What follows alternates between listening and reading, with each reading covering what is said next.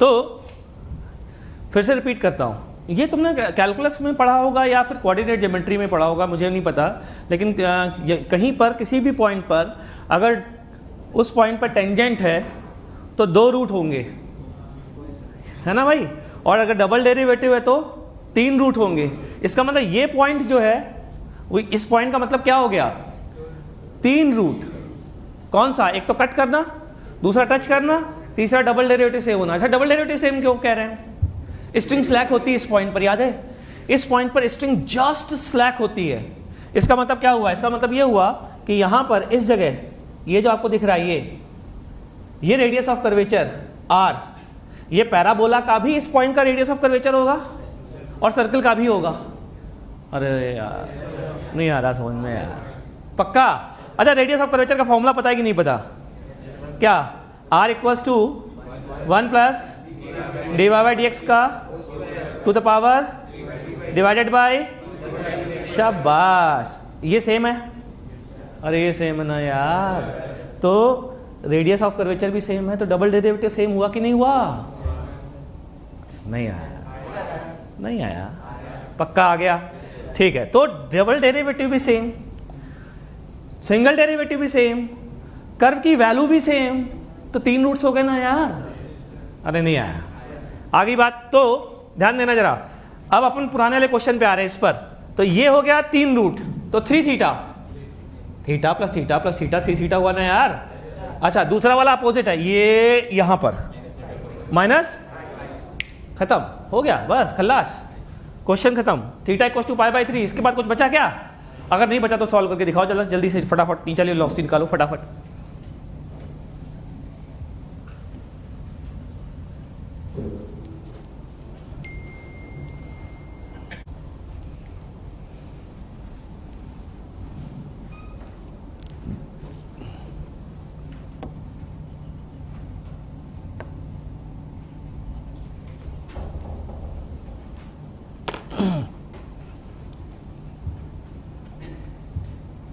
तो ये हमेशा याद रखनी भाई, ये बात कहीं से भी कोई कह सकता है, कुदा सकता है इसको और बोल सकता है आपसे कि ये यहाँ पर आकर के ये टूट गया, ये गिर गया, फलाना हो गया, ठिकाना हो गया, तो बताइए क्या होगा, अब बता पाएंगे, है ना।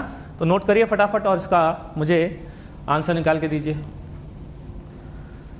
इस पॉइंट पर वेलोसिटी क्या होगी बता के दीजिए, बताइए।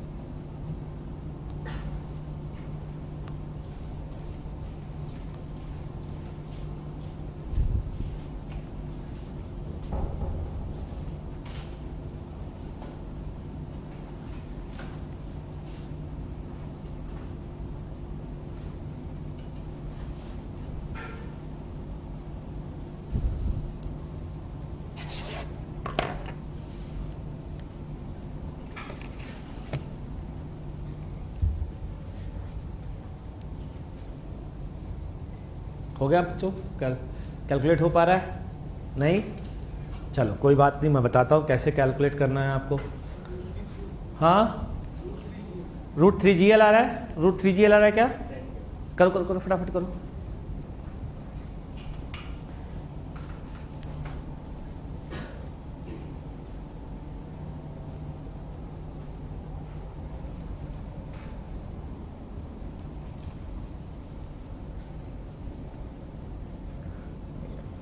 ये लाइट बंद नहीं हुई,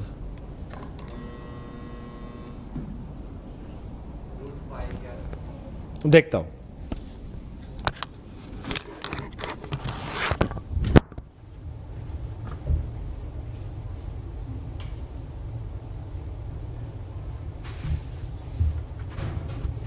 लाइट पिछली बार बंद की थी ना यहाँ की, उस साइड से थी।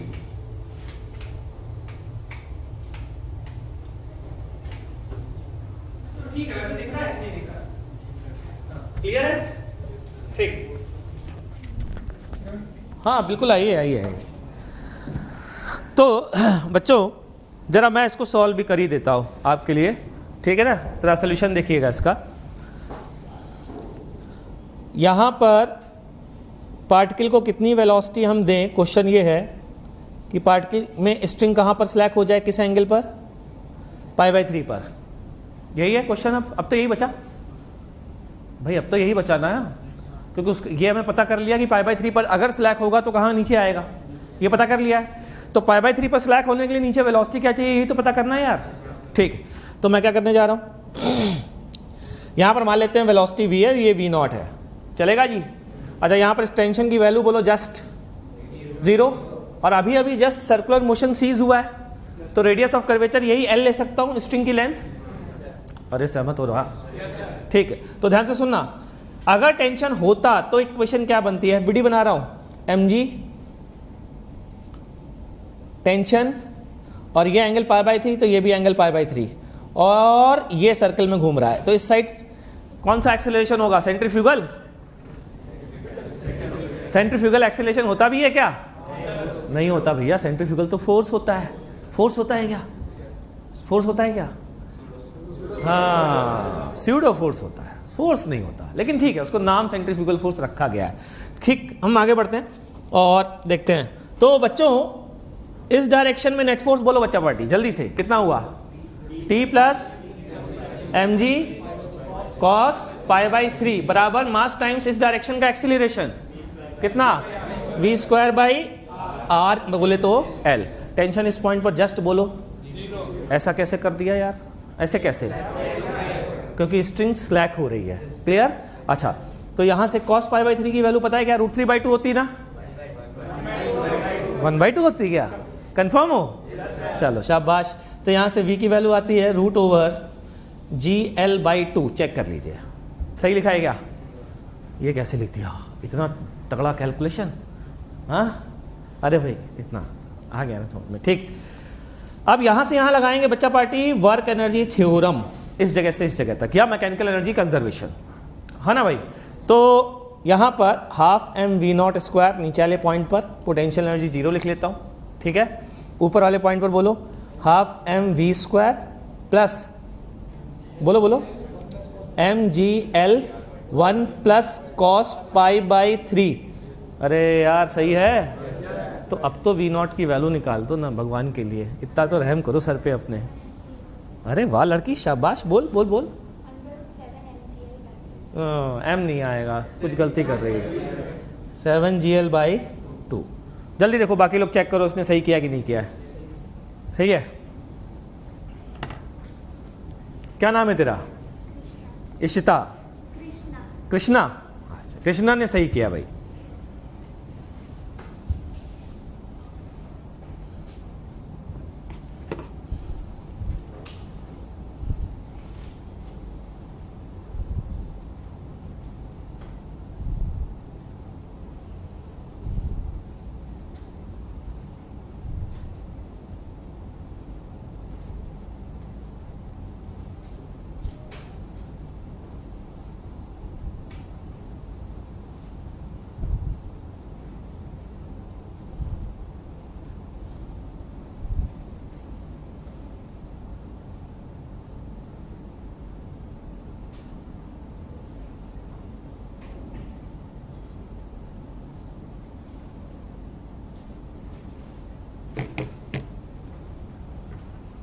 हाँ जी, ठीक, बढ़ें आगे। चलिए आगे बढ़ते हैं, और आगे बढ़ने के साथ डिस्कस करते हैं असाइनमेंट जो आपको दिया गया था।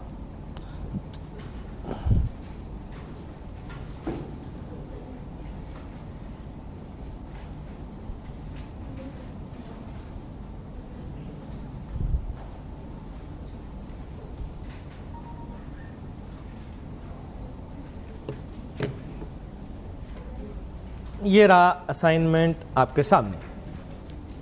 ठीक, तो शुरू करें। आंसर्स हैं आपके पास? ठीक है, तो क्वेश्चन नंबर 1 में कोई डाउट है? किसको हाथ रेस करो? डाउट है। A long horizontal rod has a bead which can slide along its length and is initially placed at a distance L from one end A of the rod. ठीक है साहब. The rod is set in angular motion about A with a constant angular acceleration alpha. इसमें doubt आने का बनता है. इसमें starting में गलती कर जाते हैं. बताओ तुमने रॉड कैसी ली है, वर्टिकल ली है या हॉरिजॉन्टल ली है? हॉरिजॉन्टल ली है. फिर क्या किया आगे बताओ. अपने सोल्यूशन खोल के बैठना, क्योंकि मैं चाहता हूं आपको पिन पॉइंटेड डाउट क्लियर करूं कि बेटा तूने ये गलती की है, ये कर ले सही हो जाएगा. ऐसे ही तो डाउट मजा आएगा यार कि सीधा सोल्यूशन लिख देना. ठीक है तो सोल्यूशन खरीद लो ना मार्केट से, मैं बनवा देता हूँ.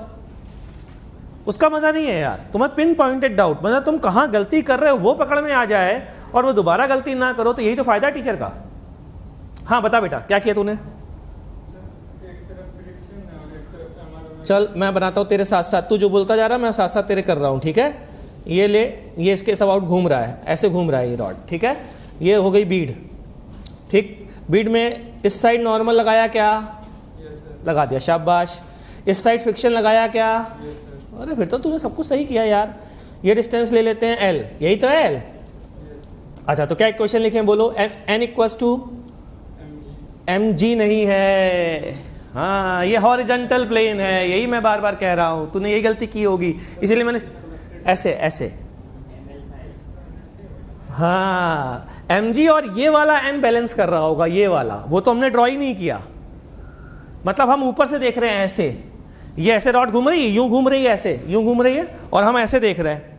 तो जो ऊपर वाला n है वो mg को बैलेंस कर रहा होगा. सामने वाला n क्या कर रहा होगा? सामने वाला n हाँ एम एल अल्फा को प्रोवाइड करा रहा होगा. कंफर्म. और फ्रिक्शन की वैल्यू बोल बच्चा. Mu N. बस रख दे, आंसर आ गया, खत्म. क्लियर. और कोई डाउट? म्यू एन क्यों आ गई? फ्रिक्शन की वैल्यू म्यू एन तो होगी, लेकिन ये किसके बराबर होगी? M L omega square. ठीक, और ओमेगा बराबर अल्फा टी पता है ना, यूज कर लो. हाँ भाई लोग अपनी सोल्यूशन कॉपी निकाल के बैठना. Question number 2.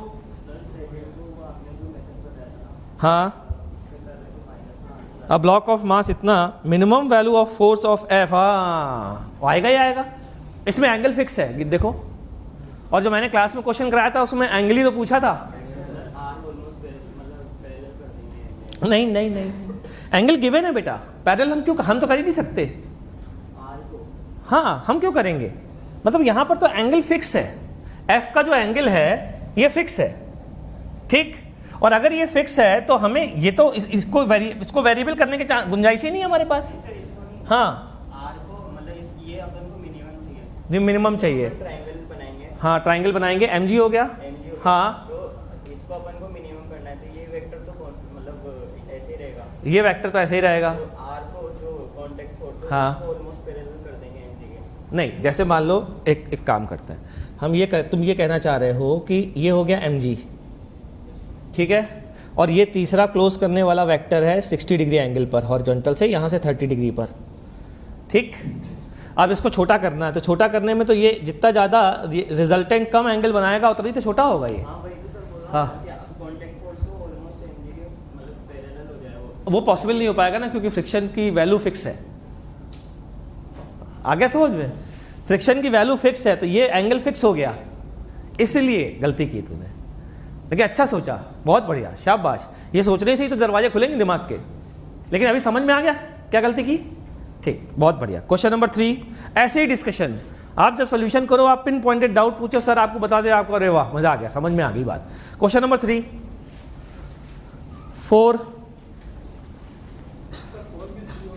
4th में सी और डी में डाउट है. The angle theta at which the speed of the bob is half of that at A satisfies.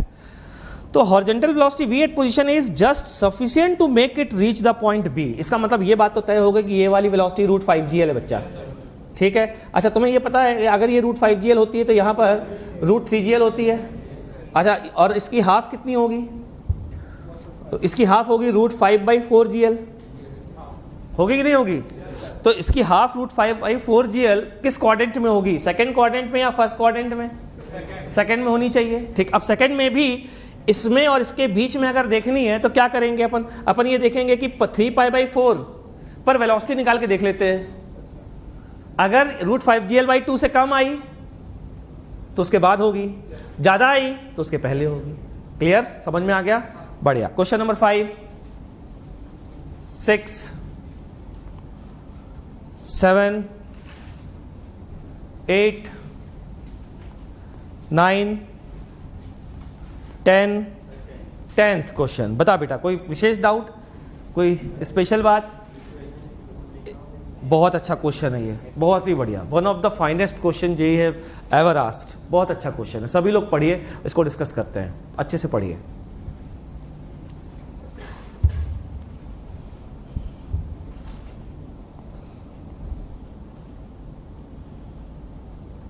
मैं भी पढ़ लेता हूं।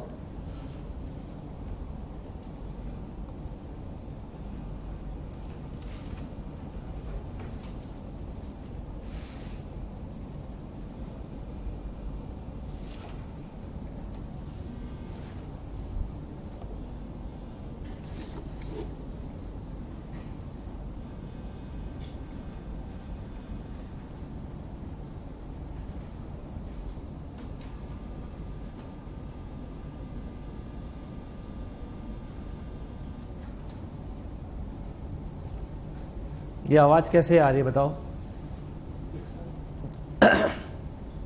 अर्थिंग मिल रही है इसको, उस कारण से। खैर, हम मुद्दे पे आ जाते हैं पहले, फिर उसके बाद ये भी डिस्कस कर लेंगे। वो अच्छा क्वेश्चन क्यों है, ज़रा ध्यान से सुनना। मैं दोबारा से एफबीडी बना रहा हूँ, हालांकि यहाँ पर बना हुआ है लेकिन फिर भी बना रहा हूँ। बच्चों एक चीज़ देखना ज़रा, यहाँ ये ब्लॉक दिया गया है और इस ब्लॉक का मास कितना है ऊपर वाले का? इसी में आ जाते हैं, इसी डायग्राम को देख लेते हैं। M1 की वैल्यू कितनी? 20। मैक्सिमम फ्रिक्शन फोर्स बोलो कितना? इस फ्रिक्शन फोर्स का नाम शायद F1 रखा है, चेक करो। इसी का F1 रखा है। F1 मैक्स की वैल्यू बोलो सभी लोग। 60 आ रही है क्या? चलिए, बढ़िया बात है। F2 मैक्स की वैल्यू बोलो। F2 मैक्स पूछ रहा हूँ, F2 नहीं पूछ रहा हूँ। क्या होता है maximum value? Mu M G होगी। म्यू एन कितनी बताओ? 15। ठीक है, अब रिलेशनशिप पढ़ो जरा, क्या दी हुई है? F1 इक्वल्स टू क्या होना चाहिए? 2F2। ध्यान देना जरा सभी लोग, F1 इक्वल्स टू 2F2। बस यहीं से हमारा काम बन जाएगा। F1 जब मैक्सिमम होगा, जब F2 की वैल्यू अगर मैक्सिमम हुई, अगर F2 की वैल्यू मैक्सिमम हुई तो पहले ये बताओ 60 होगी मैक्सिमम, तो F1 की वैल्यू क्या होनी चाहिए? ना यहाँ से देखो 120 होनी चाहिए। एक बार चेक करो सही है कि नहीं है। F1 किसे कहा है? ऊपर वाले को कहा है कि नहीं कहा है? हाँ सही, परफेक्ट है। तो पॉसिबल है क्या ये? पॉसिबल है क्या? कंफर्म हो? क्यों? क्योंकि F1 की मैक्सिमम वैल्यू कितनी है? F1 की 60 और F2 की 15। और अगर मैंने कह दिया कि F1 मैक्सिमम लग रहा है तो F2 चाहिए 120, वो तो हो ही नहीं सकता। इसका मतलब, हाँ, इसका मतलब क्या पॉसिबिलिटी हो सकती है? F1 मैक्सिमम हो, ये पॉसिबल हो सकता है। F1 अगर मैक्सिमम हुआ तो बोलो, F1 मैक्सिमम कितना हो सकता है? और F2 मैक्सिमम कितना? 15। अगर F2 में 15 डाल दूं तो F1 की वैल्यू कितनी? 30। क्या ये पॉसिबल है? ये पॉसिबल है। इसका मतलब मैं कह सकता हूं F2 का मैक्सिमम पॉसिबल है। एक पॉसिबिलिटी नंबर 1। पॉसिबिलिटी नंबर 2, दोनों मैक्सिमम ना लगे। फिर भी पॉसिबिलिटी है, क्यों नहीं हो सकता? चलो कौन बताएगा क्यों नहीं हो सकता कि दोनों मैक्सिमम ना लगे?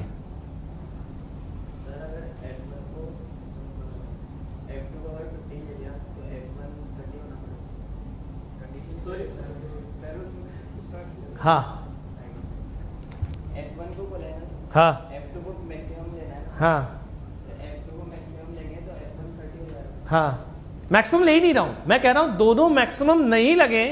ये किसकी नहीं लगे? तुम कह रहे हो ऐसा पॉसिबल नहीं है। क्या क्या पता, मतलब दोनों मैक्सिमम अचीव ना करें लेकिन F1 टू F2 के बराबर हो। अच्छा, दोनों अगर मैक्सिमम नहीं है तो बताओ स्लिपिंग हो रही होगी या सब रुके होंगे? सब रुके होंगे। अब जरा रुके होने की कंडीशन देखो, रुके होने की कंडीशन देखो। अगर ये रुका हुआ है तो ये टेंशन किसके बराबर होगा? F1 के बराबर होगा। और अगर ये भी रुका हुआ है तो ये टेंशन किसके बराबर होगा? यानी कि रुके होने की कंडीशन बोलो बच्चों, इसका मतलब दोनों रुक नहीं सकते, इसका मतलब दोनों, तो only possible is possibility, only possibility F2 की F1 की वैल्यू, F1 की वैल्यू बोलो, और F2 कितना हो और F1 कितना हो, अब सॉल्व हो जाएगा, अभी कोई डाउट? तो शानदार क्वेश्चन क्यों है? शानदार इसलिए है कि उन बच्चों के लिए बहुत मुश्किल क्वेश्चन है जो ये समझते हैं कि फ्रिक्शन की वैल्यू म्यू एन होती है, वो तो खत्म हो जाएगा, फिर ये क्वेश्चन का कत्ल हो गया समझ लो। जिसको पता है प्रॉपरली कि फ्रिक्शन फोर्स की मैक्सिमम वैल्यू म्यू एन होती है, उसके पहले वो सेल्फ एडजस्टेबल होता है और सारी पॉसिबिलिटी देखनी होती आती है, उसके लिए बढ़िया क्वेश्चन है। ठीक, चलिए आगे बढ़ते हैं बच्चों। क्वेश्चन किसने पूछा था? ये क्वेश्चन नंबर 10 अभी समझ में आ गया बेटा? क्लियर है बिल्कुल? 11th बोलो। 11th में क्या चीज √2 आ रहा है बेटा? डिस्टेंस जो पूछी है वो √2 आ रही है, 18 √2 आ रही है, 80 √2, 80 √2, 8 √2 आएगी। देख ले जी की कुछ गलती की होगी वो 12 से। ठीक, क्वेश्चन नंबर 12, 13 नहीं 14 14 क्वेश्चन देख करके पता है हम क्या सोचते हैं? हम ये सोचते हैं यार ये 14th क्वेश्चन जो है ना, इसका मतलब इसको करने के लिए हमको कोरियोलिस आना चाहिए, जबकि ऐसा नहीं है। मैं क्या देखता हूँ कि इस क्वेश्चन के चक्कर में कई लोग कोरियोलिस फोर्स पढ़ा डालते हैं, सिलेबस में नहीं है, बच्चा डर और जाता है, वो सोचता है कि अरे बाप रे बाप जेई तो बहुत टफ है, ऐसी चीज़ें तो हवा ही नहीं लग रही है, जबकि ऐसी चीज़ों की ज़रूरत ही नहीं है। तो फिर सर ये पूछा कैसे? अरे भैया पैराग्राफ का मतलब तो बचपन से जानते होगे ना, अनसीन, मतलब आपको थ्योरी दी गई है, आप उस पर बेस करके आप आंसर बताइए, तो उसमें तो सिलेबस के बाहर आ ही सकता है, उसके लिए आपको पढ़ने की जरूरत थोड़ी ना। और देखो कमाल की बात, जो पैराग्राफ में लिखा है ना उसी का यूज़ करके हम सॉल्व करेंगे इस क्वेश्चन को। देखते जाइए, इन्होंने कहा है कितने फोर्स हैं? F इन ये और ये फोर्सेस हैं, ये नॉन इनर्शियल फ्रेम में है। चलिए दो सबके डायरेक्शन निकाल लीजिए, वो सबसे इंपॉर्टेंट चीज़ है। अगर आप डायरेक्शन निकाल लेंगे ना तो क्वेश्चन खलास है, खत्म बिल्कुल। कैसे? देखते जाना। वी रोट का मतलब पढ़ा क्या? पैराग्राफ पढ़ा है? अरे नालायकों, पैराग्राफ पढ़ो जल्दी से, पैराग्राफ पढ़ ले बेटा। ये सामने से हट जाऊं, यहां पढ़ेगा, यहां पढ़ लो भाई।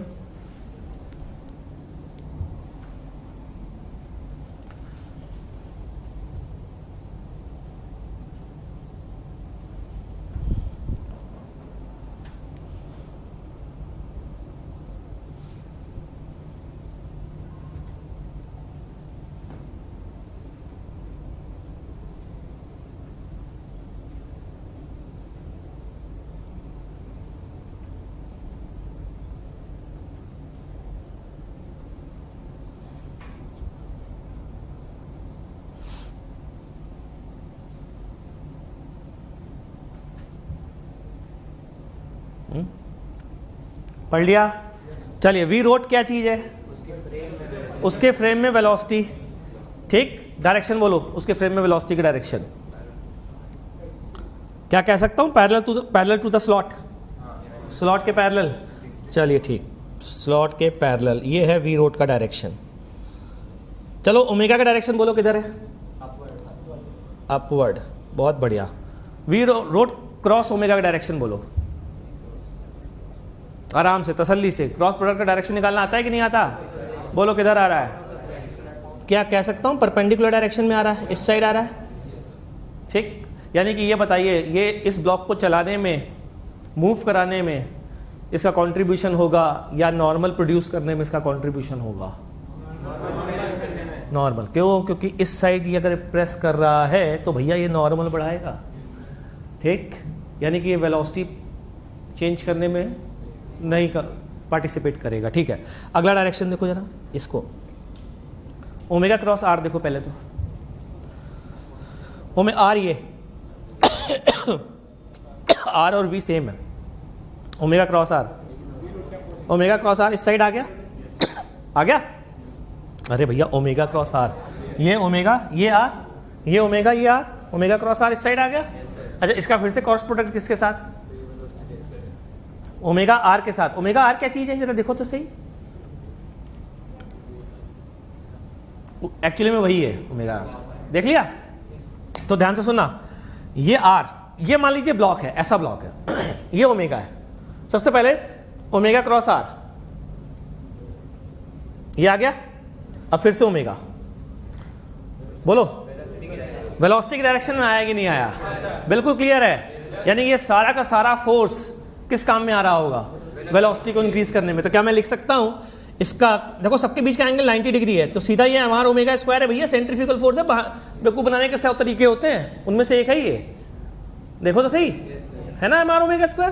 तो ये किसके बराबर होगा बच्चों? M D V rot by D T के बराबर। चेक करो आराम से, तसल्ली से चेक करो। दिक्कत क्या, परेशानी क्या नहीं है? अच्छा देखो, ओमेगा स्क्वायर आर को लिख सकता हूं D two R by D T two, क्योंकि D T two V rot क्या है? जिस रेट से रेडियस वेक्टर चेंज हो रहा वही तो वी रोट है। इस इक्वेशन को इन चारों में से जो सेटिस्फाई करेगा वो आंसर होगा। That's it. और या फिर आप डिफरेंशियल इक्वेशन सेकंड ऑर्डर की सॉल्व करना जानते हो, वो आप जानते नहीं है, तो इसलिए ऑप्शन से करें, चारों को डिफरेंशिएट करके चेक कर लें कौन सा चेक कर रहा है। ठीक, बहुत जल्दी समझ में आ जाएगा। ऐसा मतलब देखने में लग रहा है सर इतना कितना मुश्किल है, तो नहीं है मुश्किल, ऐसे ही समझ में आ जाएगा। देखो cos 2 ओमेगा टी में माइनस साइन आएगा डबल डेरिवेटिव करने पर। भाई सेम चीज का डबल डेरिवेटिव करने पे सेम चीज आनी चाहिए, प्रोपोर्शनलिटी में आनी चाहिए कि नहीं आनी चाहिए? तो cos 2 ओमेगा टी का डबल डेरिवेटिव करोगे तो माइनस आएगा, इसका डबल डेरिवेटिव करोगे तो, यानी कि दोनों ऑप्शन गए। अरे कुछ बल्ले पड़ा यार। तो ये और ये करो, खत्म हो गया, चेक करो, बल्ले बल्ले। ठीक, नोट कर लीजिए।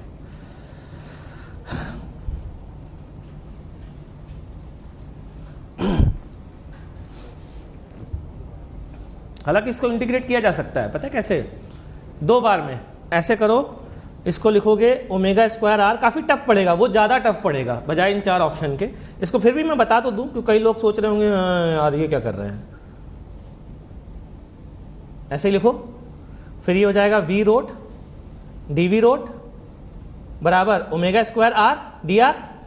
अरे बोलो ना यार, बस इसको इंटीग्रेट कर दीजिए, उसके बाद फिर से एक बार इंटीग्रेट कर दीजिए। लेकिन वो इंटीग्रेशन में आप गलती होने के चांसेस ज़्यादा हैं। ऑप्शंस हमेशा ध्यान रखिएगा सभी लोग। जैसे एक बहुत बढ़िया बात यह है कि मैं आपसे पूछूं, आपने कुछ भी नहीं पढ़ रखा, मान लीजिए कुछ भी नहीं पढ़ रखा, ठीक, और मैंने पूछा कि यार प्रिंसिपल ऑफ इक्विवेलेंस किसने दिया, ठीक, आपने, मैंने कल पढ़ाया था, अब आपको पता, मान लीजिए नहीं पता होता, ठीक, एक ऑप्शन में रखता शेक्सपियर, क्यों भाई रखे सर, एक ऑप्शन रखता तुलसीदास, क्यों भाई, एक ऑप्शन रखता वाल्मीकि, और चौथा ऑप्शन रखता आइंस्टीन। तो नहीं आते हुए भी तो आता है। तो इसलिए ऑप्शन वाले क्वेश्चन और बिना ऑप्शन वाले क्वेश्चन में डिफरेंस होता है, हमेशा ध्यान रखना, दोनों सेम नहीं होते हैं।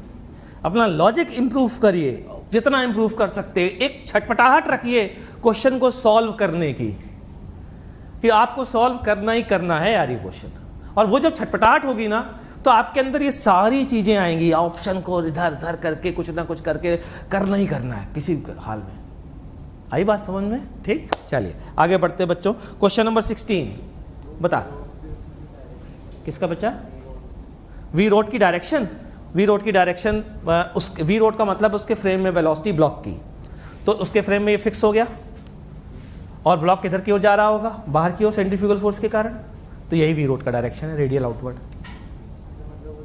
स्लॉट है, स्लॉट के अलावा टेंजेंशियल, परपेंडिकुलर, टेंजेंशियल के परपेंडिकुलर, रेडियल डायरेक्शन। बिल्कुल परफेक्ट है, उसके फ्रेम में टेंजेंशियल वाली वेलोसिटी 0 हो जाएगी। सही बात, ठीक। 16 पार्ट बी, क्वेश्चन नंबर 1। इसका 2g/3 आ रहा भाई, आ रहा है आंसर? कोई विशेष बात ध्यान रखने लायक नहीं? दोबारा कर, कोई ऐसा खास नहीं क्वेश्चन है, ठीक। क्वेश्चन नंबर 2, सेकंड का सी आ रहा है, सभी लोग का माइनस ला था तो पॉसिबल नहीं वो पॉसिबल नहीं है। था, 100 के अंदर माइनस ला रहा अच्छा, एक मिनट देख लेता हूँ।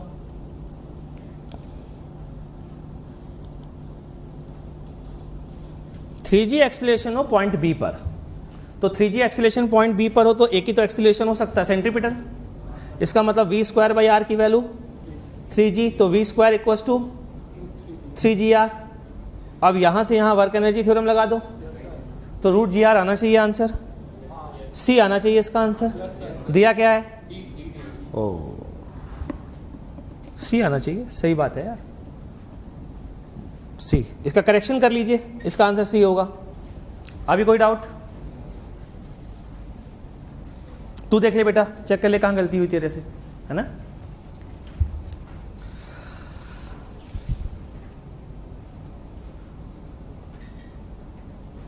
क्वेश्चन नंबर 3, 4, फोर्थ में डाउट है? डी। चलिए शुरू करते हैं। फोर्थ में ए ऑप्शन में कोई डाउट? ए क्लियर है। बी, सी, डी में ही डाउट है मतलब, है। चलिए, net force on the weighing machine is 150 Newton. बढ़िया क्वेश्चन है यार ये। Net force on the weighing machine में हम गलती क्या करते हैं, हम ये सोचते हैं कि नेट फोर्स में यार टेंशन है, ओहो हो आदमी का नॉर्मल है, कैसे कैसे सोचे। अरे net force equals to ma, तो लिफ्ट का mass into acceleration is the answer. आई बात समझ में? नेट फोर्स में हमेशा ध्यान रखना, बहुत बेवकूफ़ बनाया जाता है बच्चे को। आप पता चला चारों तरफ से ढक दिया, ये लीजिए ये लीजिए ये लीजिए, और इसको दौड़ा रहे हैं किसी एंगल पर, आप बैठ रहे हैं ये नॉर्मल ये नॉर्मल ये नॉर्मल ये नॉर्मल ये mg, आंसर क्या है? ma। बात समझ में आ रही है कि नहीं? तो नेट सीधा सीधा लिफ्ट का मास इनटू लिफ्ट का एक्सीलरेशन इज द आंसर।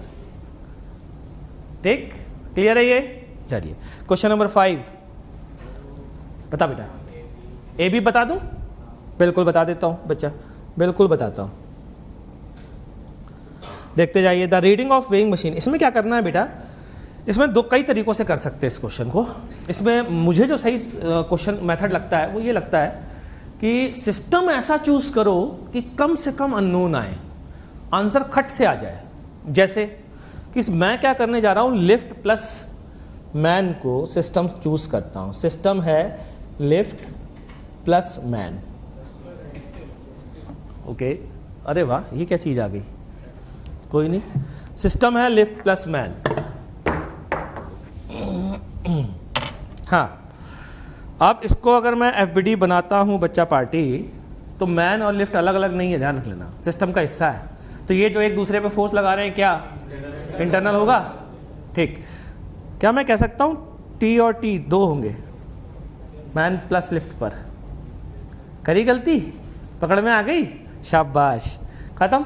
नीचे हो जाएगा टोटल वेट, इक्वेशन लिखेंगे 2T माइनस नॉर्मल। क्यों नहीं होगा नॉर्मल, कौन बताएगा? क्योंकि आपने machine plus lift plus man plus machine, लो सबको सिस्टम लिया है। आया समझ में? इस कारण से लिया है। क्लियर? क्वेश्चन नंबर 5, सर 5 तो 5 जगह ना बी मतलब आंसर तो आ जाता ना, लेकिन है ना बी ऑप्शन में जैसे आपने वो एंगल ऑफ रिपोर्ट से बताया था ना। हाँ चलिए, आप आज आप लोग को इससे रिलेटेड मैं ऐसी चीज़ बता रहा हूँ जो ऐसे कई क्वेश्चन आ सकते हैं और आप आसानी से सॉल्व कर लेंगे। ध्यान से सुनते जाइएगा सभी लोग, ठीक। आपने जितनी भी चीज़ें आज के पहले वर्टिकल प्लेन में की हैं, जितनी भी चीज़ें पढ़ी हैं, वो सारी की सारी चीज़ें इंक्लाइन प्लेन में भी आपसे पूछी जा सकती हैं। फॉर एग्जाम्पल मैं अगर बात करता हूँ, जैसे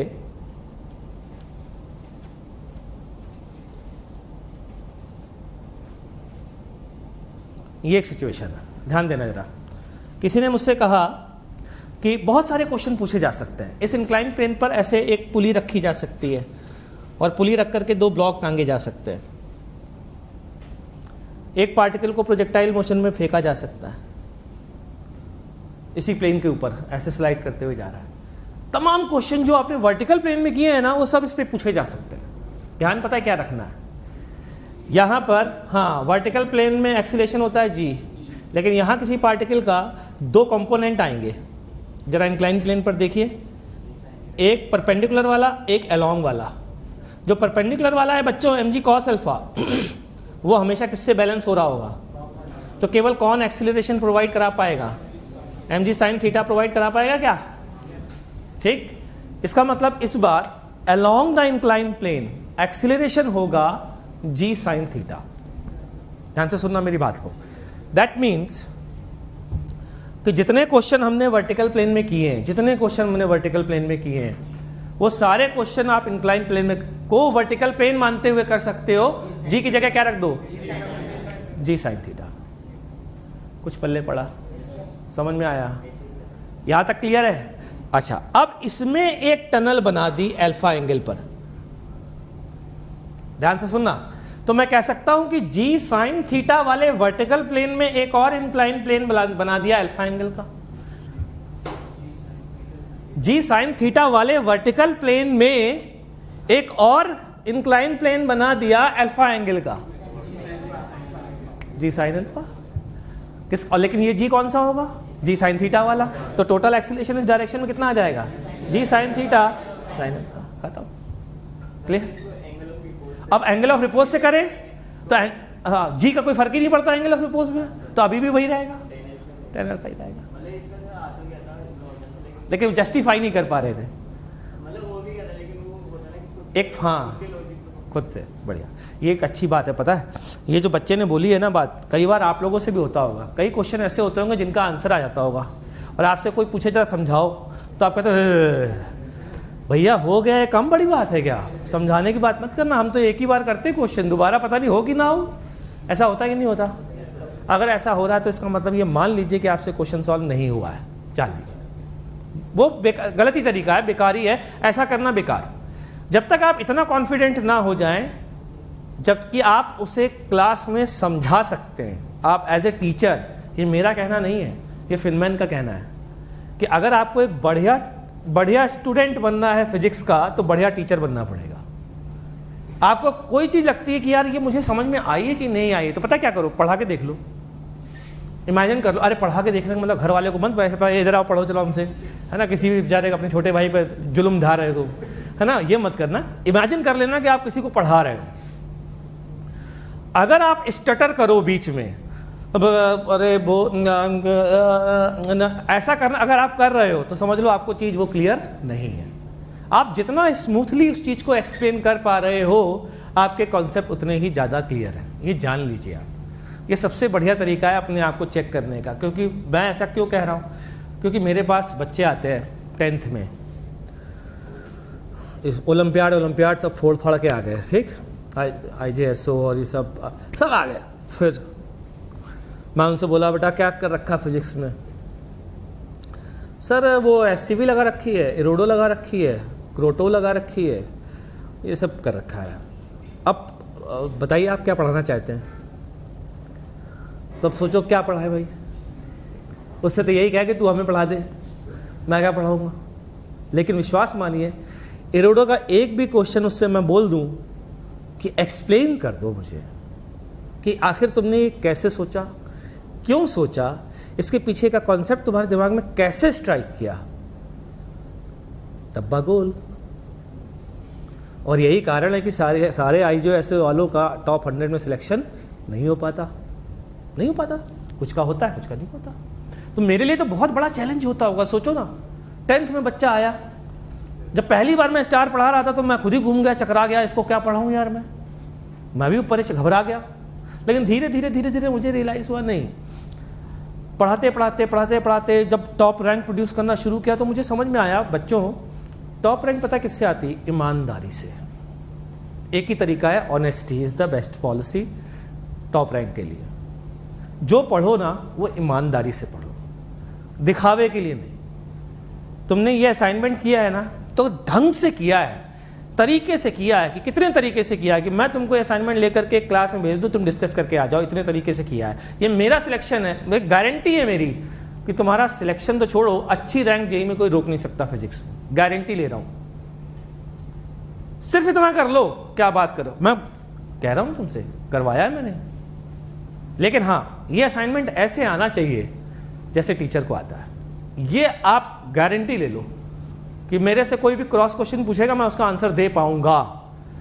और हर एक क्वेश्चन, एक और तकलीफ होती है पता है क्या, किसी को शीट आती है कि हाँ आती है, मैं कहा अच्छा चलो ये क्वेश्चन बताओ, अरे सर यही क्वेश्चन तो नहीं आता, आपने तो वही पूछ लिया सर जो छोड़ा था sir.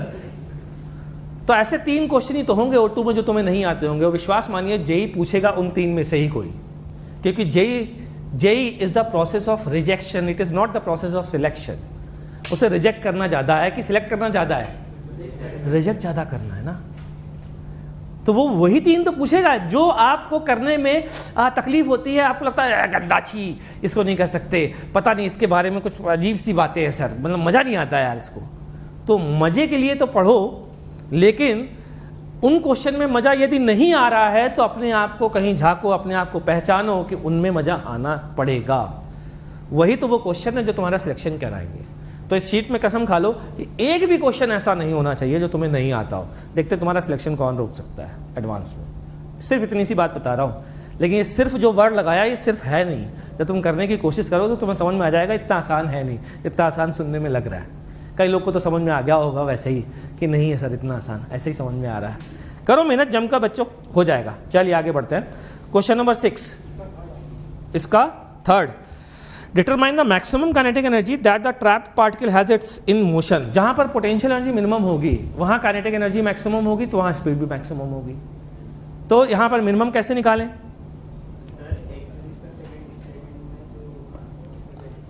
When the total energy of the particle is zero, the particle can be trapped within। अच्छा ये हो गई, यहाँ से यहाँ तक ट्रैप होगा, ये पता है ट्रैप होना, और इस जगह पर 0 होगी, इस जगह पोटेंशियल एनर्जी मिनिमम होगी, तो काइनेटिक एनर्जी।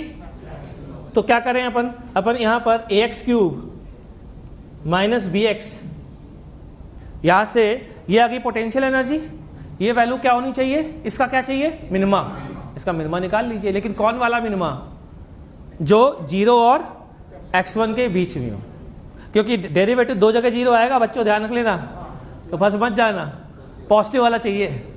क्लियर, अब हो जाएगा बच्चा, ठीक। क्वेश्चन नंबर 7 क्लास वाला है, हाँ सीधा आंसर आएगा भाई।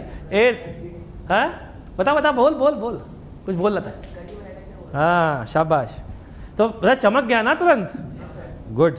8th, 9th, 10th, 9th question देखते हैं। बालक ने 9th पूछा है, फाइंड आउट सेंट्रीपिटल एक्सीलरेशन यदि F0 की वैल्यू 2 न्यूटन है। F0 कौन सा फोर्स है, जो हाथ खींच रहा है, क्या वो है, टेंशन है क्या? ठीक, तो देखते जाओ। ये है नॉर्मल, इस पे डाला मैंने नॉर्मल, क्या ये नॉर्मल समझ में आ रहा है बेटा? ठीक, इसको इससे मिला दिया, टेंशन की वैल्यू बोलो बच्चा 2 न्यूटन। अच्छा, इसका ये वाला कंपोनेंट ही तो सेंट्रीपिटल फोर्स के बराबर होगा, बस हो गया क्वेश्चन। थीटा की वैल्यू निकाल, कैसे निकालेंगे थीटा की value?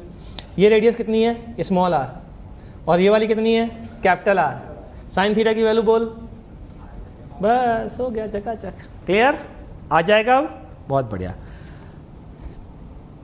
Question number 10, question number 11, ठीक भाई, चलिए बढ़ते आगे। तो ध्यान दीजिएगा जरा, जब इस समय ये देखो, ये जब इस समय ये पहुंची स्ट्रिंग, तो ये है r/2, ये है r/2, ये एंगल बच्चों है 60 डिग्री। क्या यहाँ पर वेलोसिटी निकाल सकते हैं? मान लेते हैं कुछ v वेलोसिटी है। इसके बाद अब जो है ना, वो पॉइंट B के अबाउट सर्कुलर मोशन करेगा, इसका ध्यान रखना है, ये इंपॉर्टेंट चीज़ है। और अगर ये बात समझ में आ गई है आपके, तो ये भी समझ में आनी चाहिए कि इस जगह, इस पॉइंट पर जस्ट स्ट्रिंग को टेंशन कितना हो जाना चाहिए, 0। ऐसा क्यों, बोलो? हाँ, या जैसे आप वर्टिकल सर्कुलर मोशन में काम करते थे ना भाई, कि हाईएस्ट पॉइंट पर टेंशन को कर देते थे। कुछ समझ में आई बात? क्लियर है ये चीज? तो ये वेलोसिटी इतनी होनी चाहिए कि यहाँ टेंशन 0 हो जाए। अब यहाँ टेंशन कैसे 0 करोगे? मान लेते हैं यहाँ v1 वेलोसिटी है, तो इस जगह क्या लिखें, v1² बाई कितने रेडियस पे घूम रहा है, r/2, ये बराबर होना चाहिए g के। तो V1 की वैल्यू बोलो बच्चा, अंडर रूट RG/2। क्या यहाँ से यहाँ वर्क एनर्जी थ्योरम लगा सकते हो? क्या U की वैल्यू आ जाएगी? खत्म, बस हो गया। ठीक। क्वेश्चन नंबर 12,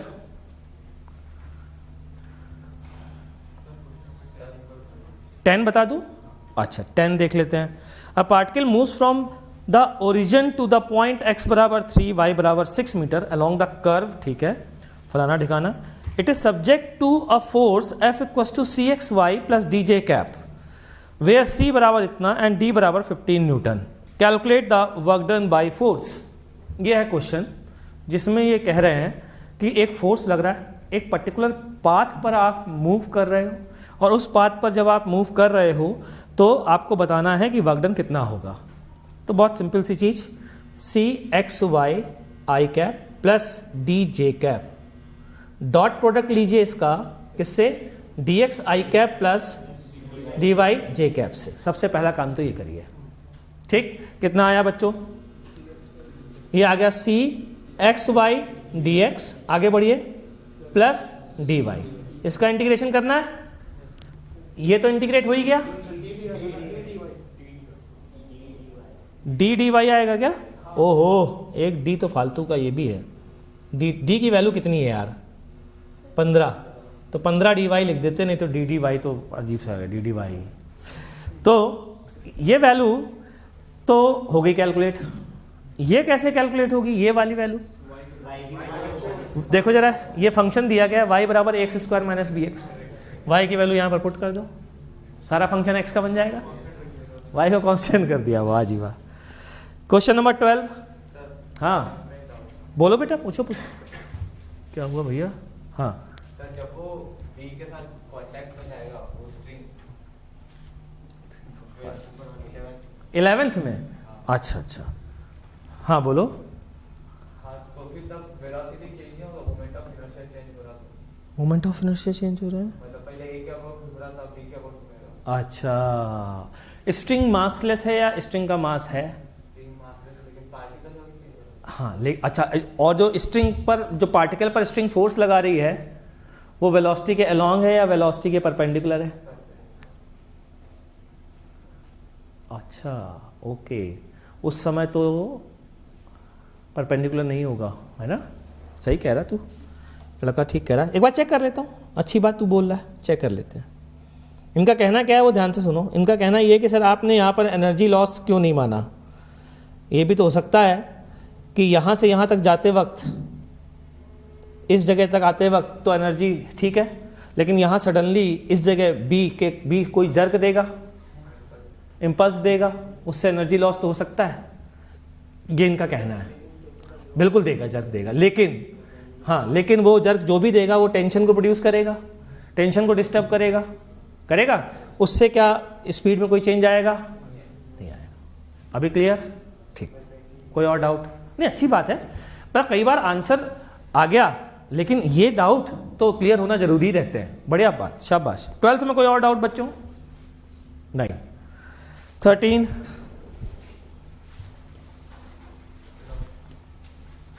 डाउट है?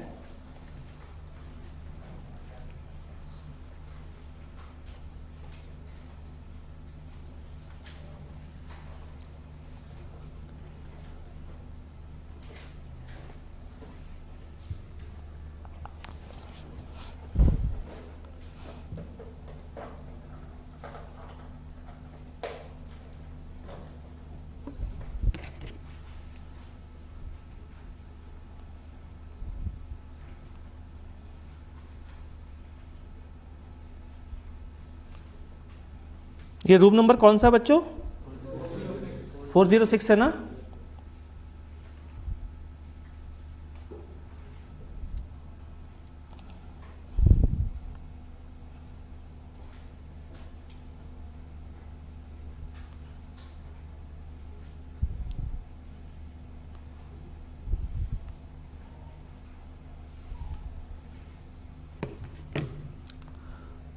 कोई भी लाइट नहीं चली थी ना? लाइट जाने पे कंप्लीट डार्क था, है ना? ठीक, वो क्योंकि ऐसा पता ही नहीं है लोगों को, तो मैं वो कंप्लेन कर रहा हूँ।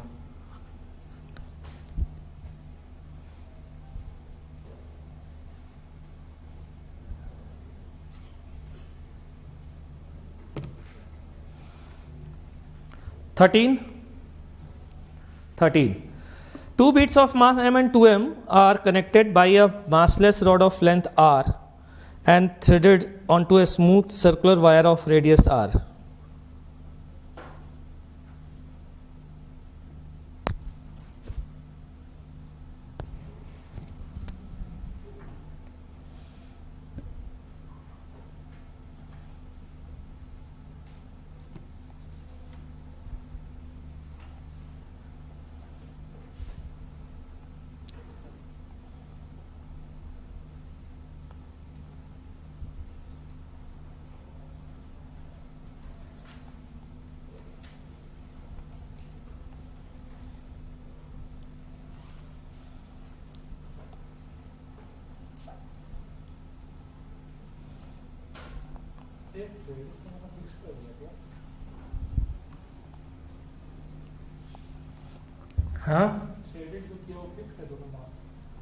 हाँ, ये जो थ्रेडेड है ये फिक्स तो नहीं है, लेकिन इन्होंने कहा है rotates uniformly about a vertical diameter, the beads do not slide on it and rod remains vertical as shown. Rod है, थ्रेड नहीं है. तो फिर अगर थ्रेड होती तो स्लैक होने की टेंशन होती, दोनों साइड में आ जाते, लेकिन रॉड है तो ऐसा नहीं हो पाएगा. हाँ ये मास M02 जो है ना, हाँ थ्रेड किया गया है, वो जो वायर का लूप है ना उस पे. हाँ बिल्कुल किया गया है. मतलब ये जो है ना, ये इस पर, इसके अंदर से गया है ये. आ गया समझ में? अब हो जाएगा. चलो बढ़िया. Question number 14. इसको फोटो भी ले सकते हो, अगर कोई कैलकुलेशन में एरर है तो देख लेना. सिंपल क्वेश्चन है, मतलब mr omega square F N, mr omega square F N, ठीक है ना.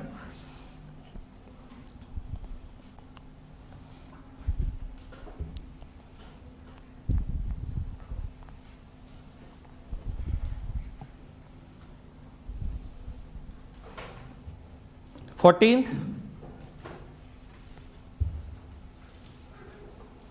15, 16,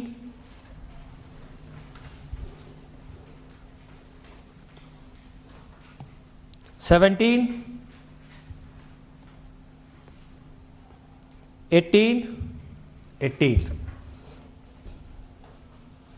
18th में डायग्राम क्या है? Consider the arrangement shown in the figure. If the system is set free at t बराबर 0 while the horizontal bar at a height of h as shown in the figure, obtain velocities of the wedge A and B at the instant C. ठीक है, hits the floor. Force exerted by the bar C on each of the wedge, neglect any friction, mass of each wedge is m while that of the C is m. बढ़िया question है, शानदार. लेकिन आसान भी इसलिए है क्योंकि दोनों के मास सेम है. मज़ेदार तो ये तब होता, खतरनाक तब होता जब मास अलग अलग होते. बताओ क्यों? तब क्या हो जाता जब मास अलग अलग होते? टिल्ट होता. अभी तो सिमेट्री है, अभी तो क्या है, दोनों सेम वेलोसिटीज जाएंगे भाई लोग. मोमेंटम कंजर्व रखना है ना, दोनों पर सेम फोर्स लगेगा, सेम वेलोसिटीज जाएंगे, और ये पूरा कंप्लीट किस में जाएगा? वर्टिकल डायरेक्शन में जाएगा. पक्का? Constraint relation and work energy theorem. तो कंस्ट्रेंट रिलेशन कैसे लगाएं? बहुत सिंपल. इसके फ्रेम में जाओ, इस रॉड की वेलोसिटी कितनी वर्टिकल है, कितनी है नीचे की ओर? v1. अच्छा, इसके फ्रेम में जाओ तो v2 किधर देना होगा? हॉरिजॉन्टल में देना होगा बच्चों. अरे बोलो ना यार. अच्छा, तो ये बताइए आप, इस डायरेक्शन में नेट वेलोसिटी कितनी होनी चाहिए? कर दीजिए 0. v1 और v2 में रिलेशनशिप आ गई. किसने पूछा था ये क्वेश्चन? समझ में आया? अब हो जाएगा, बताऊंगा आगे भी हो जाएगा. शाबाश. Question number comprehension, question number 19, मेरा फेवरेट क्वेश्चन. हुआ? हो गया? अरे कमाल है यार. 19, 20 दोनों, पूरा पैराग्राफ छा गए भाई तुम लोग. हाँ, असली तो 21 ही है. 21 क्वेश्चन की खास बात ये है, सबसे इंपॉर्टेंट 21 क्या बोलूँ, इस पैराग्राफ की खास बात ये है कि जो ये रिबन है ना, इस रिबन के कारण दोनों पर लगने वाला फ्रिक्शन फोर्स हमेशा सेम होगा? बताओ क्यों? सोचो आराम से।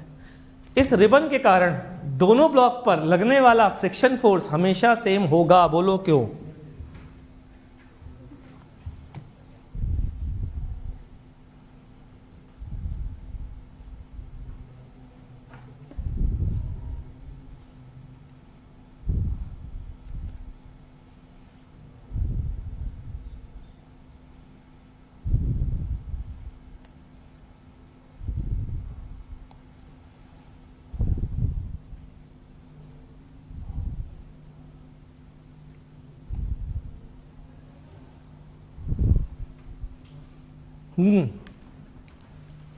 बताइए भाई। तो कोई बता सकता है क्यों होगा ऐसा? देखना ध्यान से, इंटरेस्टिंग बात। रिबन मासलेस है? अरे बोलो ना यार। तो टेंशन हर जगह सेम होगा, और ये टेंशन होगा किसके बराबर? क्यों होगा? हाँ, इसका एफबीडी बना लो इतने पार्ट का, इतने पार्ट का एफबीडी बनाओ। ध्यान से सुनना, इतने पार्ट का, ये वाले पार्ट का एफबीडी बनाओ। इस पर ऊपर क्या लग रहा है? टेंशन। नेट फोर्स क्या होना चाहिए? इसका मतलब इस पर लगने वाला फ्रिक्शन भी बराबर होना चाहिए, और ऐसे उधर वाला बराबर होना चाहिए। इसका मतलब दोनों के फ्रिक्शन हमेशा क्या होंगे? तो जो जल्दी कौन स्लिप करेगा? जिसका भी कम होगा। खत्म, है ना? बढ़िया चीज़ समझ में आ रही है कि नहीं आ रही है? हाँ। Question number 22, 23 find the ionisation energy E naught of the particle B. क्या इसमें क्या दिक्कत है? कोई आंसर की करेक्शन की दिक्कत तो नहीं लग रही है? आंसर तो सही है, सॉल्व किया तूने? आंसर आ रहा है? ठीक, देख लेते हैं। सबसे पहले आयोनाइजेशन एनर्जी है क्या, ये चेक करो। मिनिमम एनर्जी बाहर निकालने के लिए, इसका मतलब मैं कह सकता हूं कि जो पोटेंशियल एनर्जी होगी उस पॉइंट पर जितनी नेगेटिव पोटेंशियल एनर्जी होगी उतनी ही आयोनाइजेशन एनर्जी होगी पॉजिटिव। कैसे? देखो, इनफाइनाइट पर पोटेंशियल एनर्जी बोलो कितनी ली गई है? हाँ, 0 है कि नहीं है? 0 कंफर्म है? अगर इनफाइनाइट पर 0 है तो किसी पॉइंट R पर, कहीं पर किसी पॉइंट A पर U प्लस K, ये आयोनाइजेशन एनर्जी है। इनफाइनाइट पे जस्ट इनफाइनाइट पे पहुंचने के लिए काइनेटिक एनर्जी क्या होगी? इनफाइनाइट पे जस्ट पहुंचा, इसके लिए काइनेटिक एनर्जी 0 प्लस थोड़ी, 0 से थोड़ी ज़्यादा हो जाए बस। और पोटेंशियल एनर्जी तो 0 है ही, तो टोटल एनर्जी किसके बराबर जानी चाहिए? 0 के बराबर होनी चाहिए। नहीं तो कितनी तुम यहाँ पर, यानी कि टोटल मैकेनिकल एनर्जी कंजर्व है, तो कितनी काइनेटिक एनर्जी दोगे? -u के बराबर। तो पोटेंशियल एनर्जी निकाल लो, माइनस साइन लगा, तो आंसर आ गया। क्लियर? ठीक। क्वेश्चन नंबर 23 सॉरी, हाँ नहीं 24, 25 नहीं है? अच्छा, अरे वाह, खत्म हो गया, मज़ा आ गया। अब मैं क्या करने जा रहा हूँ बच्चों, नेक्स्ट टॉपिक है मोमेंटम कंजर्वेशन। पूछो। हाँ पूछो। हाँ, EM वेव्स में, हाँ, डिफ्रैक्शन स्कैटरिंग, हाँ क्वेश्चन पूछ रहे, पढ़। In free space, an electromagnetic wave of 3 GHz frequency strikes over the edge of an object of size lambda by 100, where lambda is the wavelength of the wave in free space. The phenomenon which happens there will be reflection, scattering.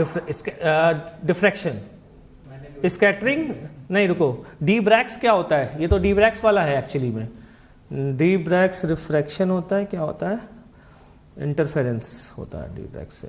फिर एक बार वापस से पढ़ ले, बस एक बार। X ray diffraction, वो नहीं होता है कि एक्सरे से एटॉमिक स्पेसिंग देखी जाती है, उसे क्या बोलते? ब्रैक्स का एक्सपेरिमेंट होता है, हाँ, उसमें इंटरफेरेंस ही तो लेते हैं हम लोग। हाँ ठीक है, आगे पढ़ वापस से, वो ऑप्शन पढ़, बस सिर्फ ऑप्शन पढ़। चल, रिफ्लेक्शन, रिफ्रैक्शन, और क्वेश्चन क्या था? लास्ट लाइन पढ़ना।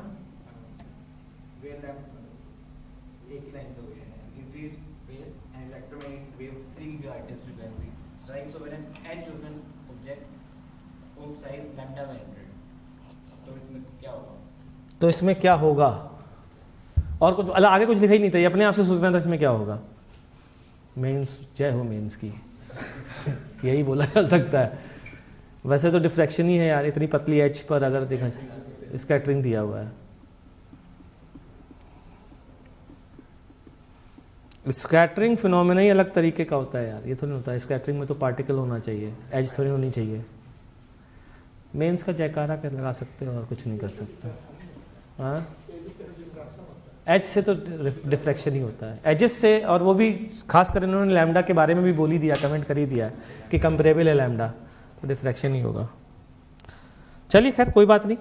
हाँ, मैं क्या करने जा रहा था, पहले मेरा प्लान था कुछ और का, लेकिन अब टाइम के देखते हुए मेरा प्लान हो गया है चेंज।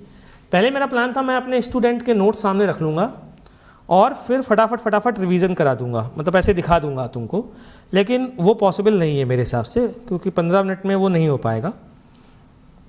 लेकिन तो वही काम करते हैं जो लास्ट क्लास में किया था, कुछ इंटरेस्टिंग सी चीज़ें, कुछ एक्स्ट्रा चीज़ें वो डिस्कस कर देते हैं आपके साथ, ठीक।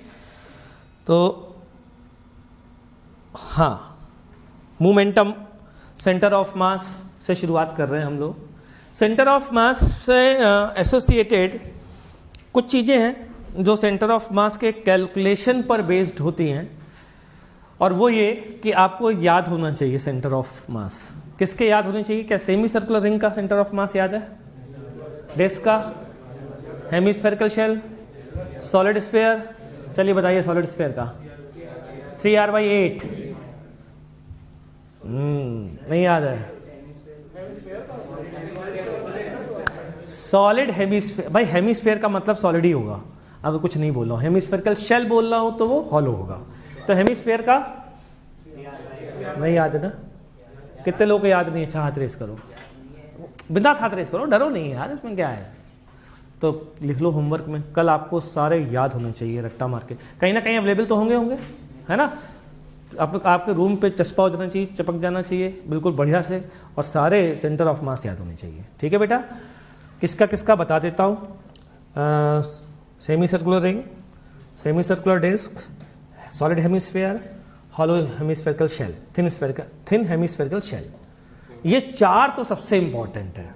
फिर कोन, सॉलिड कोन और हॉलो कोन, ये हो गया। इसके बाद ट्रायंगल, और एक और है बचा, वो है सर्कुलर आर्क। सर्कुलर आर्क जो थीटा एंगल सबटेंड कर रही है सेंटर पे, वो अगर याद होगा तो ऑटोमेटिकली तुमको सेमी सर्कुलर आर्क का याद ही हो जाएगा, है ना? तो ये याद करने सबसे पहला काम तो ये है, रट्टा मार के लाना है। पहला first 4 semi circular ring, semi circular disc, solid hemisphere, thin hemispherical shell. ठीक, ये 4 हो गए। नहीं फिर से बोलूं? अच्छा, semi circular ring, semi circular disc, solid hemisphere, thin hemispherical shell, 4। हाँ, बाद के लिखो, solid cone, hollow cone, triangle या triangular plate, circular arc, circular arc. ठीक, ये हो गया। ये आपको रट्टा मारना भाई, कोई इसमें दिमाग नहीं लगाना, जबरदस्त रट्टा मार के आइए। ठीक, तो ये हो गई सेंटर ऑफ मास के बारे में बात। फिर उसके बाद आते हैं मोमेंटम कंजर्वेशन बेस्ड प्रिंसिपल पर। क्वेश्चन बहुत पूछे जाते हैं, खासकर एडवांस और मेंस में तो बहुत ही पूछे जाते हैं। बहुत सिंपल से क्वेश्चन होते हैं। वो ऐसे होते हैं कि भैया ऐसा है कि ये एक प्लैंक है, प्लैंक और ग्राउंड के बीच में कोई फ्रिक्शन नहीं है। ये आदमी जो है अगर L डिस्टेंस प्लैंक के ऊपर चलता है, आदमी का मास m है, प्लैंक का मास कैपिटल M है, आदमी अगर प्लैंक के ऊपर दूसरे एंड पर जाता है तो बताइए प्लैंक कितना शिफ्ट होगा। ऐसे काफ़ी क्वेश्चन आते हैं। इन क्वेश्चन को करने का तरीका ये है कि आदमी कैसे चलेगा उससे मतलब नहीं है। मतलब ये है कि overall centre of mass shift नहीं होना चाहिए, बाकी कैसे भी चले तो मैं अपने हिसाब से चलाऊंगा मेरा मन। तो मैं क्या करूँगा, मैं प्लैंक को पकड़ लूँगा, आदमी से कहूँगा तो अपनी इच्छा पूरी कर ले। आदमी कहेगा क्या इच्छा थी भाई, दूसरे एंड पर पहुँचना। तो दूसरे एंड में पहुँचने में जब आदमी दूसरे एंड पर पहुँचेगा, इससे सेंटर ऑफ मास कितना शिफ्ट हो जाएगा। तो मैं बोलूँगा एक फॉर्मूला है डेल्टा RCM का, सभी लोग जान लीजिए। क्या? Sigma MI delta R I divided by sigma M I. सुना है फॉर्मूला? अच्छा, अब यहाँ पर कौन शिफ्ट हो रहा है? आदमी। प्लैंक को क्या करके रखा है? पकड़ के रखा है। ठीक, तो आदमी कितना शिफ्ट हुआ? डिवाइडेड बाई, ये किसका शिफ्टिंग है? सेंटर ऑफ मास का। ठीक, मैं हूँ ताकतवर बहुत ज़्यादा। मैंने कहा आदमी तेरी इच्छा पूरी कि हाँ, कि अंतिम इच्छा कि नहीं, वो पूरी हो गई जो भी है। ठीक, दूसरे एंड पे पहुँच गया। फिर मुझे पता था हमारे फिजिक्स के सर ने कहा है कि सेंटर ऑफ मास मूव नहीं करना चाहिए। मगर आदमी से कहा पकड़ के रख, हिलना नहीं लूँगा। बताओ मुझे प्लैंक को कितना पीछे लाना पड़ेगा? इतना ही लाना पड़ेगा। तो यही आंसर है भाई। प्लैंक का डिस्प्लेसमेंट कितना करना पड़े ताकि सेंटर ऑफ मास रेस्ट पर रहे और आदमी दूसरे एंड पर पहुंच जाए। इसको ये भी तो कह सकते हैं। फिर से बोलो, प्लैंक को कितना डिस्प्लेस करें ताकि आदमी दूसरे एंड पर पहुंच जाए और ओवरऑल सेंटर ऑफ मास वहीं पर रहे। यही तो क्वेश्चन है। तो मैं प्लैंक पकड़ लेना, भाग ऐसे उधर के एंड पर पहुंच गया। अब मैं कहा सेंटर ऑफ मास कितना मूव किया? कितना? मैं कहा चुपचाप वहीं खड़े रहना प्लैंक के ऊपर, मुझे इतना ही तो पीछे लाना पड़ेगा यार। तो यही आंसर है। अब इस पर टफ क्वेश्चन बनते हैं। बोला जाता है कि ये एक पार्टी चल रही है आइस पर, बाहर चलती है यार, है कि नहीं? एक प्लैंक रखा है और उस पर आइस पर रखा बड़ा प्लैंक, चल रही है पार्टी, डांस वांस नाच गाना चल रहा है। तो यहाँ एक M1, ये एक M2, ये M3, ये M4, डांस करते करते ये यहाँ आ गए, ये यहाँ आ गए, ये यहाँ आ गए, ये यहाँ आ गए। पूछा प्लैंक कितना शिफ्ट हुआ? क्या करोगे? ताकतवर आदमी बन जाओ। क्या करोगे? प्लैंक को पकड़ लो, इनसे बोलो अपनी इच्छाएं पूरी करो बे। क्यों भाई?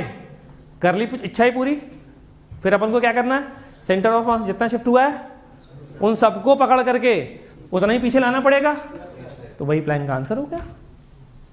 अरे कुछ पल्ले पड़ा, समझ में आ गई बात? तो नोट कर लीजिए अपने हिसाब से जल्दी से। समझ में तो आ गई है, 2 दिन बाद नहीं याद रहेगी।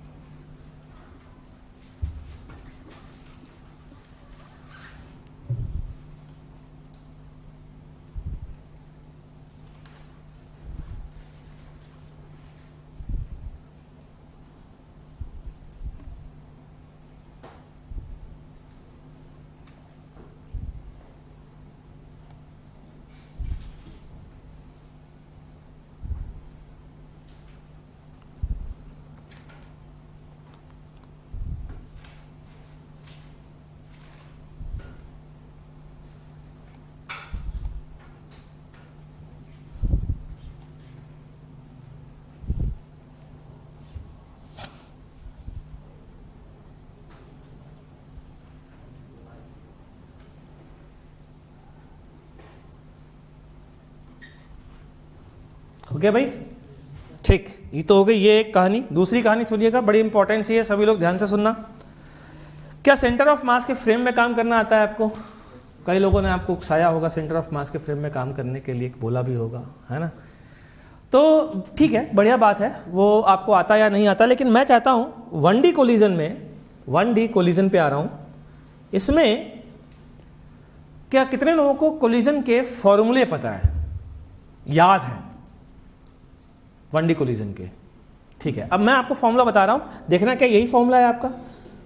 M1 V1 M2 V2 after collision M1 V1 dash से जा रहा है, M2 V2 डैश से जा रहा है। ठीक है, V1 डैश की वैल्यू जिसको याद है कौन बताएगा? बोलो, शाबाश। 1 plus E V C minus E V one and V2 dash is 1 plus E V C minus E V to.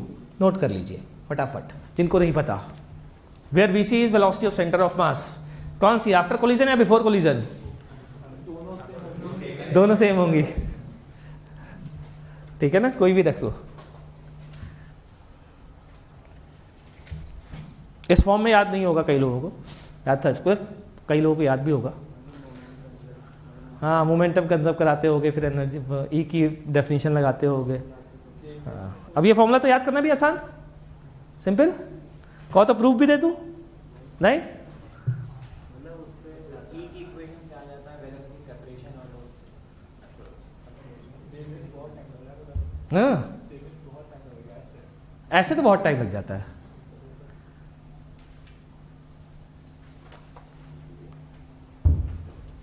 अच्छा चलो देखते हैं, ध्यान से सुनना, इसको नोट कर लो पहले फिर सुनते हैं। इसको नोट कर लो, एक जाते जाते एक बढ़िया चीज़ बताई देता हूँ तुमको।